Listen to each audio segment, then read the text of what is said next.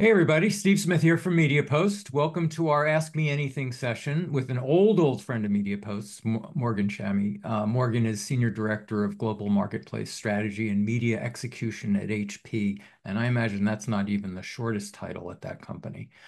He's a frequent flyer at MediaPost Summits. By my count, he's appeared on stage a dozen times, and I know that he's attended even more summits. So he's an old favorite, very familiar with the format, very familiar with us as we are with him.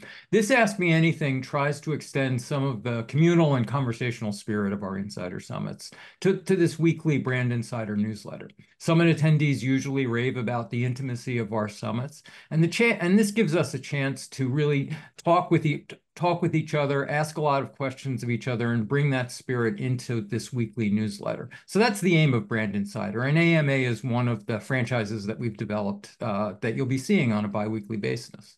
So for these AMAs, we solicit questions from other summiteers who are reading the Brand Insider, who have been to our summits, and also our own reporters and staff. And here's a reminder, we will be previewing upcoming AMA subjects in the weekly newsletter, so you can send in questions and even request future AMA subjects there.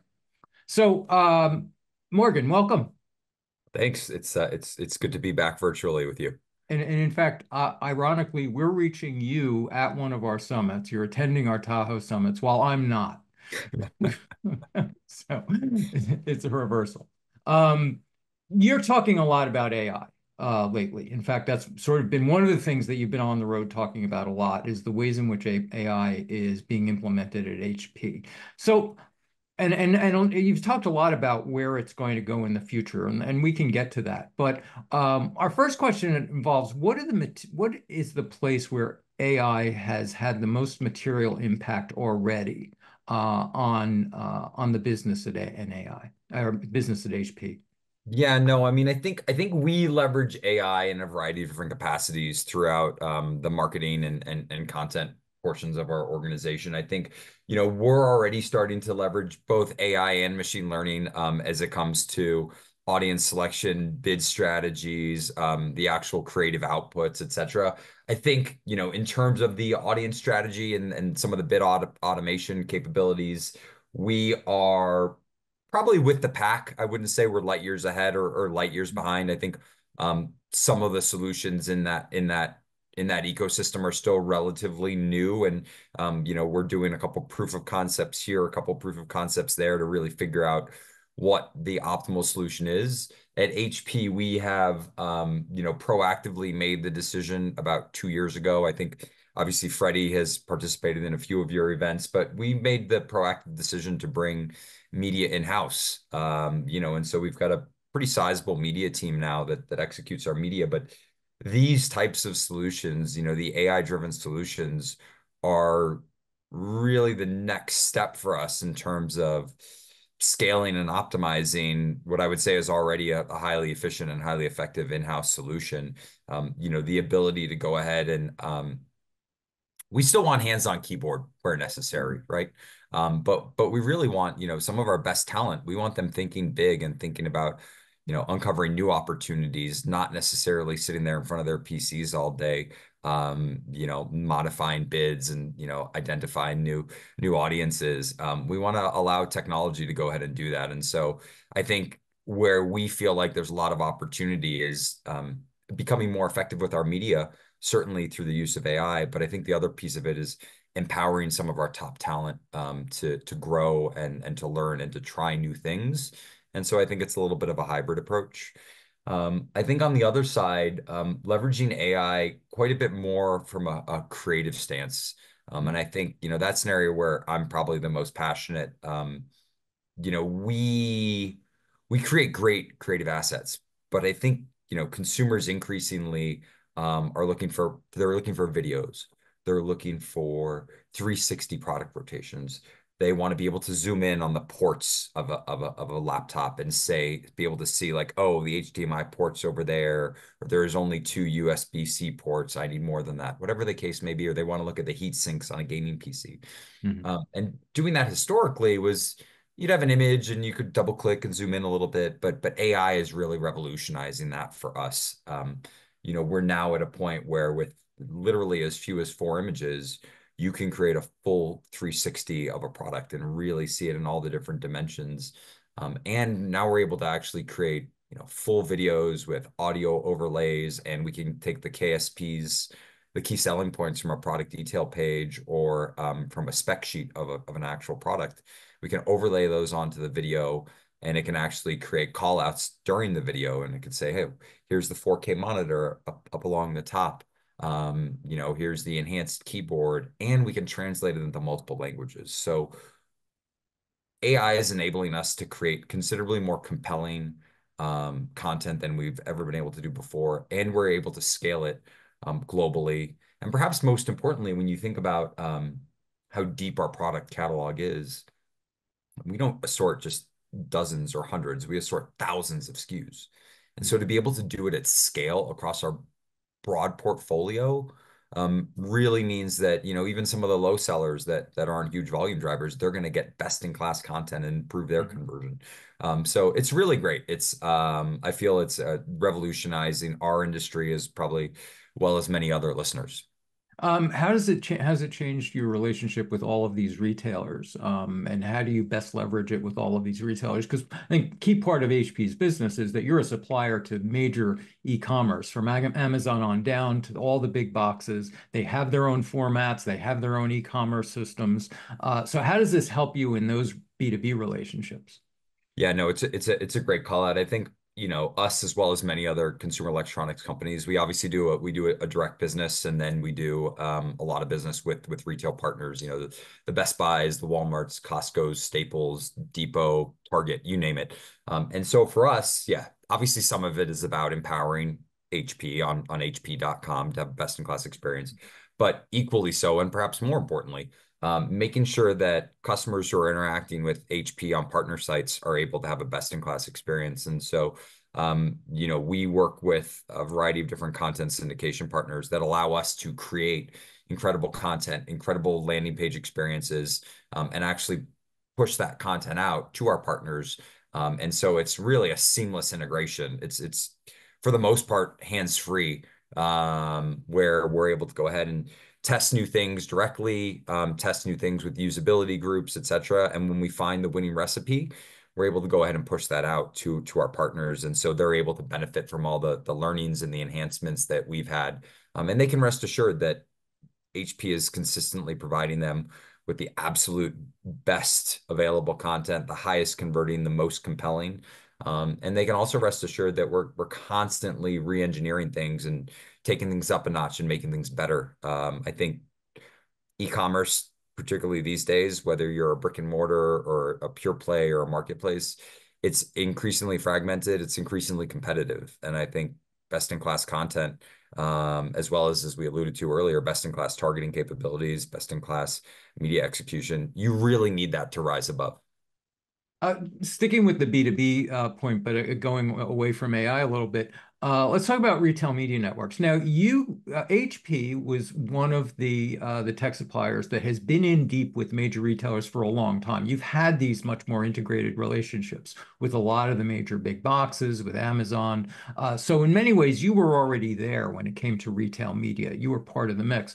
But this new wave, where just about every retailer now has an RMN, where there is more and more emphasis on that aspect of the business for a lot of these retailers. How has that changed your relationship with them? Has that made it tougher? Has that raised prices now, for everything? Now that there are all of these others who are buying media into the space, has it created clutter now that you have to deal with them? I'm curious about how an old guard brand like HP responds and works within a system like this.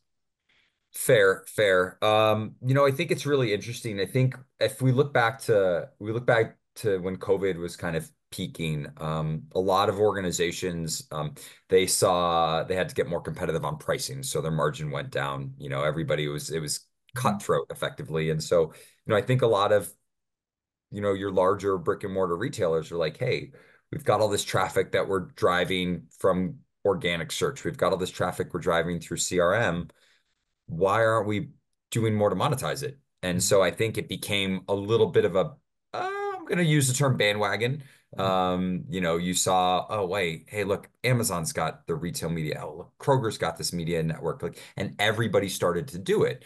And so I think, as a brand, it's I'm not gonna lie, it's a little bit challenging. If you look, and I don't think HP is unique in this in where we are, like marketing budgets haven't necessarily gone up exponentially to Mhm. cover, okay, we've got to spend X on Google, but now we have to spend Y on Roundel and Z on Walmart Connect, et cetera, et cetera. Mhm. Budgets didn't go from, just using round numbers here, they didn't go from $10 million a year to $20 million a year to go ahead and cover all these new retail media networks. Mhm. And so I think brands have had to get, uh, I would say, much more into the data to understand the efficacy of the different media networks. I think understanding the incrementality. Are these net new customers or these customers that would have purchased otherwise? And so I think, a lot of companies are looking back at their own CRM data, and when they do spend on these media networks, they can go back and look, hey, is this somebody we already had in our CRM file? Would we have been able to reach them via a different mechanism? And so I think there's a lot more testing and a lot more granular analytics. And so we can understand, okay, on average, we're getting 70% new customers via Walmart and Mhm. 50%, at Target and, 60% via Best Buy, and the beauty of being HP is a lot of people do register their products. When you buy a new laptop or a new printer, you want it to be registered. You want the warranty support, et cetera. And so for us, we benefit from being able to go ahead and look at some of that and be able to understand in general, like, hey, are these partners driving, incremental customers, et cetera? And again, I don't think we're unique in that. I think that everybody's doing that. But I do think it has helped us to forge stronger relationships with a lot of our partners as well. Mhm. They see that we're investing in them, we're investing in their success as much as we're investing in obviously our own success on the platform. And I think, we collectively have been able to get, much more granular, have better conversations around the data, around targeting, around how we're able to grow one another's business. So I feel like it's been highly positive. And again, even existing partners, such as Google, et cetera. I mean, we're still obviously heavily invested in those types of partners as well. And, those relationships continue to thrive. I think again, it's just a lot more, a lot more detail in terms of understanding, the true value that Mhm. each of the partners bring. And obviously it's variable across different categories for us as well. But the PC market is a little bit different than the printers and supplies market. And so we have different conversations with different partners based on where they are. And then obviously we have global partners that work across, multiple continents. And so what we do with them is a little bit different. So sorry, very long-winded answer. Yeah. Hopefully I covered off. No, but I mean, it's one of the things that I'm hearing from a lot of people now. We're at a stage where where everybody, after that first flush of all that wonderful data and effectiveness that people were seeing from the RMNs, they're now stepping back and saying, well, wait a minute, could I have gotten that customer anyway? Did I have that customer anyway? That seems to be the thing that I'm hearing most about is that incrementality and whether you really are, they really are adding to your pool, or if you're really just hitting them again. Um, let's take an AMA, classic AMA turn and get to the personal. How did you get into marketing in the first place? Oh gosh, I think I was when I was in university, there was like a want ad for a .com, and they needed kind of a webmaster for lack of a Mhm. better description, and I was tinkering with HTML, and I went over there and I started working for them, and I learned SEO. It was early days of SEO, and you could Yeah. make a few minor tweaks and show up on the first page of Google very easily. And then I parlayed that into an SEO job working in an agency called iCrossing, that was kind of very original in the paid and organic search space. Later became part of Hearst, Mhm. and then kind of parlayed that into big agency life in New York, and then one thing led to another, and I found myself at HP, and I've been here for about 8 years now, and it's really great. I mean, I think we highlighted that maybe we're a legacy company. There's still an incredible amount of innovation that happens here day in and day out. That some of the stuff we're doing, not just with AI for use of marketing, but like our new AI PCs, our subscription ink program, our 3D printing capabilities. It's really fascinating to see where we are now and the road ahead and some of the cool stuff that we've got coming around the bend. You raised it. Where did you go to school, and what was your original major? Because that sets us up for the next question. Yeah, no, I mean, I went to San Diego State. Mhm. So, good school. I majored in business management. Mhm. Always knowing I wanted to do something in business. And again, I think as with a lot of people, that's really it's those college years, whether it's the classes you're taking or what you're exposed to outside of university, where you kind of Mhm. figure out what your life track is going to look like. Mhm. And yeah, I was really passionate about search early on. The idea of being able to make a couple tweaks to a web page and show up on like the first page of Google. And now it's vastly different and vastly more challenging with AI-based content and the factoring in of like reviews for a brand or a product and all the different variables. I can't imagine how an SEO does it today because things have changed dramatically. But yeah, no, it was great college, and again, very privileged to find a boss back in the day who really believed in me and encouraged me to spread my wings. And yeah, and great leadership here at HP that have been able to bring me on and nurture me into new worlds. So you may have answered in the next question since you were majoring in business. So let me tweak it a little bit, which the original question is what if you hadn't gone into marketing, what alternative career were you going into? Do you have a fantasy alternative career? If you really had your druthers, if you didn't do business at all, was there something else you wanted to be? I I mean, you've seen me, Steve, once or twice on stage. I do like to grandstand a little bit. So I probably actually would have gone into litigation in some capacity. I Really? feel like, yeah, yeah, I feel like I definitely enjoy witty banter and a good debate. And I think that would have been the route I would have ended up. I probably would have ended up at USD instead of San Diego State and gotten a law degree and kind of gone that route would have been plan B. Mhm.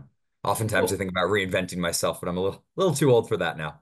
good. That sets us up for the next question because maybe we can argue about this. How much does brand really matter in the tech space anymore? Do people really distinguish among you, Dell, Epson? What does brand matter in this space anymore? Or you all have all sort of reached a plateau of quality and reliability and trustworthiness that it doesn't matter? I mean, this is when I would plead the fifth. No. Going back to what you said, I mean, HP was founded in the 1940s in a garage in Palo Alto, and like we've done incredible things and have succeeded at incredible first. The printer on the International Space Station is an HP printer, and we created a very, very dedicated product with specifically formulated ink to work in outer space. Like nobody Dell doesn't have that. Lenovo doesn't have that. And they're not to disparage our peers. They make a great product, but I think given our tenure in this space is decades longer. I mean, think about it. Michael Dell was assembling computers in his dorm room in the 80s. Mhm. We were assembling technology to support the US in World War II. So vastly different in terms of our legacy and in terms of the impact that we have had in terms of society. I think we really, we kind of invented Silicon Valley in some capacity. When you think about it, we were one of the first players in the Bay Area in the technology space. It was interesting. I was on my way down the elevator at this event yesterday, and there's an older couple there. And we got off the elevator, and the woman had asked me what I was doing there. I had my name tag. And she's like, I got to tell you, my husband loves HP. We still have his old programmable calculator in the kitchen, and I was like, wow, I don't even know if we still sell programmable calculators. But no, I feel like we've really had an impact for the good of society over the course of 8 or 9 decades now. Mhm. And I don't feel like that's slowing down in any capacity. And yeah, I mean, I think we're increasingly relevant, and I think we set the bar really high for innovation inside of the company, and even within our own teams. We as I alluded to before, it's what AI brings about is it simplifies things for us. Like that's really what AI does is it simplifies things for us. So tasks that used to take a lot of time, that used to be highly mundane, that were not scalable. Now we can do things faster. We can do things at scale. We can have incredible customer experiences, and that frees up our time. That frees up our headspace to go and innovate and think about the next big campaign, to think about the next big, product. Yeah, I'm really excited about it. And again, not to disparage our peers, but I feel like HP continues to be a leader in our space. Okay, here's a consumer question. What model HP printer do you personally use at home and why? I have a HP. Gosh, I should know off the top of my head, but I don't. I just click the drop down when I print. I have an HP inkjet printer, You have an and inkjet pen. Oh, is it a color inkjet? it's a color inkjet. Okay. Yeah, we don't do enough printing for laser at home, Mhm. uh, but it's phenomenal. I mean, print from the phone anywhere in the house, print from my printer, print from my phone remotely, print from my work PC to my home when I'm at work. I feel like the connectivity of HP printers is absolutely incredible. We've got self-healing Wi-Fi, so it never really goes down, which is great because I know a lot of people have challenges with that. And frankly, I'm going to mention Instant Ink again because I never run out of ink for 6.99 a month. HP, my computer talks to HP, and when I'm running low, I get new ink from the U.S. Postal Service, and I'm able to send the old cartridges back via Mhm. via USPS and highly sustainable. We recycle those cartridges, and yeah, so I think it's a great product.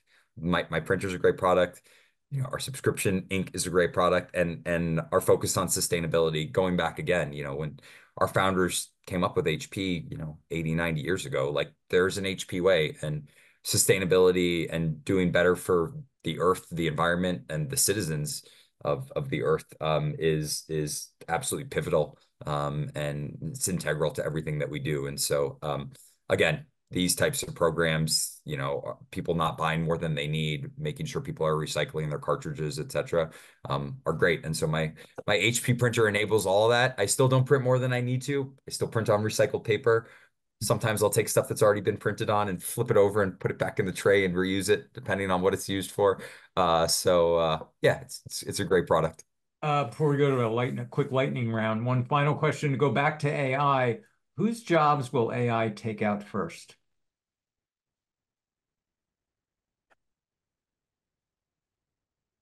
That's a really tough one. I think AI will probably eliminate some creative roles, frankly. I think there are roles that are done right now. Again, if I think about this ability to go ahead and create, a full video from a couple stills and Mhm. standalone bullets on a Word doc or on a product detail page, um, a lot of that work had historically been done by standalone creatives or agencies. I feel like AI is going to um, make those roles different. I don't know if it's going to eliminate them. Going back to what I said before, I think it's going to encourage creatives to think differently and think outside of the box. And how can they layer on top of AI, or how can they think through entirely new customer experiences? Okay, quick lightning round. Favorite podcast? Business wars done. Whose brand do you envy? Oh gosh, that's a tough one. I mean, I could go with like the Teslas of the world, but I feel like that's too easy. Honestly, Liquid Death. The Ah, fact that the fact that these guys made carbonated water such a commodity, and like what they've done with their marketing is absolutely incredible. I feel like they are now what Red Bull was in like the late 90s. uh-huh. Good cho That's a good choice. We've had them a number of times, and I've used their I've advertising. seen them. They're phenomenal. I've used their advertising again and again as good examples of ads with some courage. Absolutely. Okay, finally, um, personal privilege. This is for me. Where do you get those really cool form-fitting shirts of yours?